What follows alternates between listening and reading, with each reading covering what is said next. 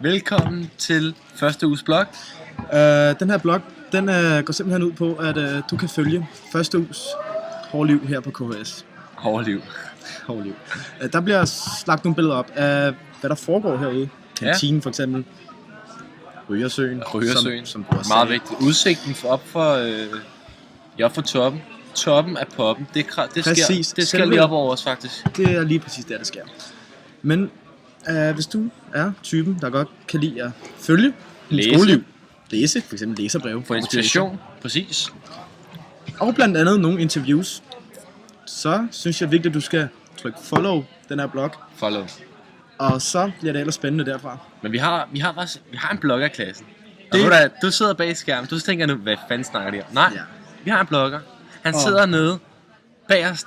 Jeg husker, det højre side. Han sidder til venstre. Helt nede bagerst venstre. Helt nede bagerst. Og du ved godt, hvem vi snakker om. Vi snakker om Tim Flintholm. Det er vigtigt, det der. Han er en, lad os sige, danmarkskendt blogger faktisk. Ja, det er han da. Altså, han er op og runde de der top 10 bloggere. Enig. Så der er potentiale derfra i hvert fald. Vi har en personlig hilsen til Tim. Tim. Skide godt arbejde. Enormt. Men et shout-out til første uges blog, det vil være prikken over i. Så vælter det ind. Så tager det lige pludselig fart til vores blog. Og jeg er sikker på, at du nok skal komme højere op i karakter, hvis du sådan lige hjælper os samlet.